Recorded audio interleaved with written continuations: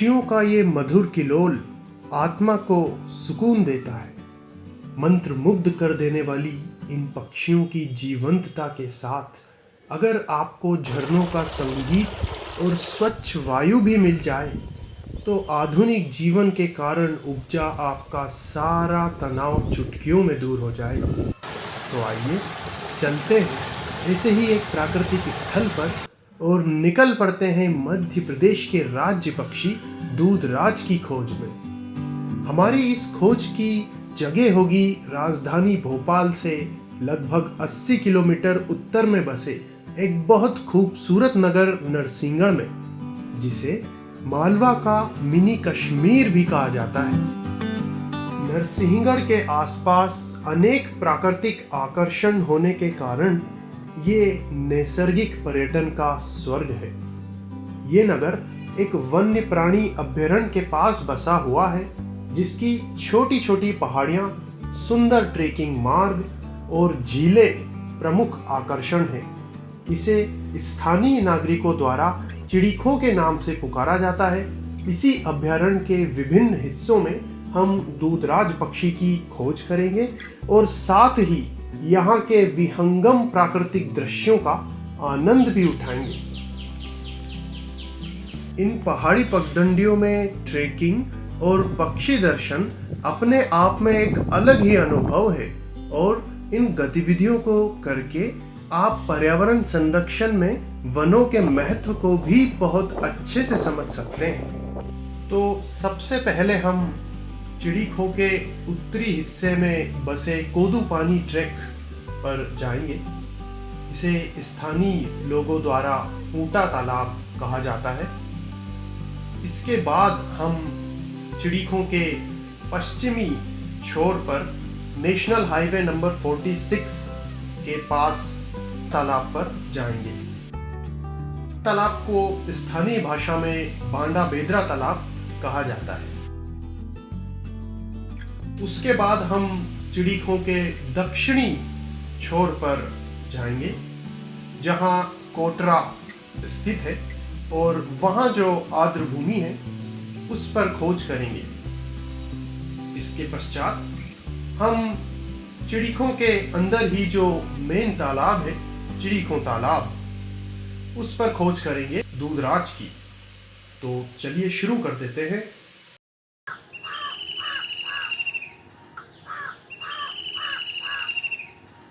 तो सबसे पहले हम चलते हैं एक ऐसे स्थान पर जो झीलों और प्राकृतिक पर्यावरण से समृद्ध है, जहां अनेक प्रकार की वनस्पतियां और जीव जंतु हैं जो हमें यहाँ रुकने को बाध्य करते हैं। यहाँ पर एक बहुत ही मन भावन ट्रैक है जो हमें कोदेश्वर महादेव की तरफ ले जाता है। स्थानीय लोग इसे कोदूपानी ट्रैक कहकर पुकारते हैं।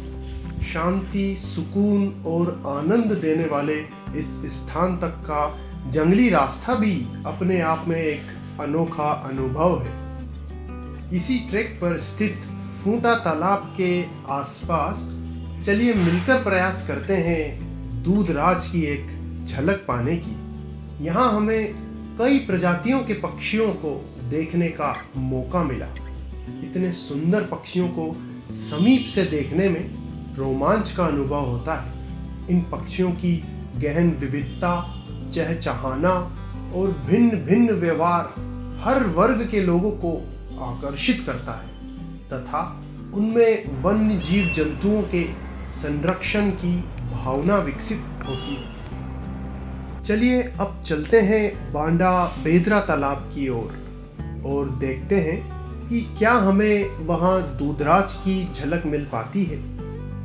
ये आर्द्र भूमि केवल वर्षा ऋतु में ही पानी से भर पाती है, पर यहाँ साल भर विभिन्न प्रकार के पक्षी देखे जा सकते हैं। कुछ पक्षी विशेष को देखने हेतु उनके विशेष आवास स्थल तक जाना पड़ सकता है और कुछ पक्षी दूर दराज के इलाकों से उड़कर खुद ही हमारी आर्द्र भूमियों के पास आ जाते हैं, जैसे कि ये चातक पक्षी, जिसका जिक्र हमारी कविताओं में मानसून के संबंध में अक्सर किया जाता रहा है।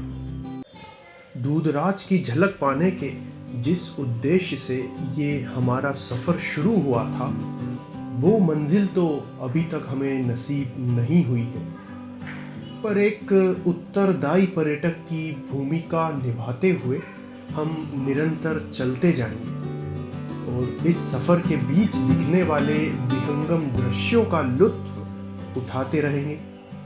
तो चलिए लिए चलते हैं आपको हम अपने अगले पड़ाव कोटरा की ओर। यहाँ भी बहुत से पक्षियों का आश्रय स्थल है।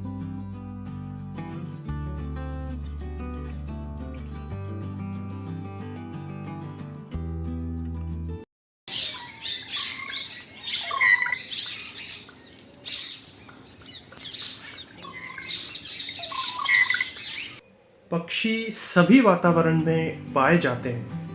अपने घर की खिड़की से शुरुआत करके किसी भी जगह घर, वृक्ष, घास का मैदान, नदी, झील, पुल, सघन वन आदि कहीं पर भी देखे जा सकते हैं। सूर्य की पहली किरण के साथ ही परिंदों की दुनिया में हलचल शुरू हो जाती है। उनकी विविध रंगों और ध्वनियों से जंगल जीवंत हो उठता है।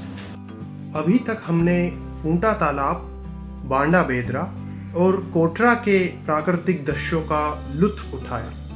अब हम प्रस्थान करेंगे वन्य प्राणियों के आरामदेह रहवास की तरफ, यानी हमारे चिड़िखो अभयारण्य के बिल्कुल बीचों बीच। यहाँ दूधराज की झलक पाने की संभावना सबसे ज़्यादा होती है। तो चलिए चलते हैं इस ऐसे अद्भुत रंगमंच की ओर, जहाँ विभिन्न प्रकार के वन्य प्राणी अठखेलियां करते नजर आते हैं, जिन्हें देखकर हमारा मन आनंद और उत्साह से परिपूर्ण हो जाता है।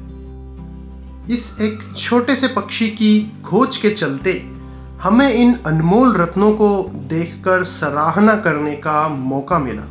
साथ ही एक उत्तरदायी पर्यटक की भूमिका निभाने का भी सौभाग्य प्राप्त हुआ। हमें दूधराज की एक झलक तो नहीं मिल पाई, पर इस इको पर्यटन का वीडियो बनाने की इस पूरी प्रक्रिया में जो आनंददायक नज़ारे हमें देखने को मिले, उन्हें हमने अपने कैमरे में कैद करने का प्रयास किया। ये नज़ारे आप तक हम इस भावना से पहुंचा रहे हैं कि आप भी इस प्राकृतिक सौंदर्य से आकर्षित होकर पर्यावरण के संरक्षण में अपना योगदान देंगे। तो लीजिए, प्रस्तुत है ये नज़ारे, कृपया इनका आनंद जरूर उठाइएगा।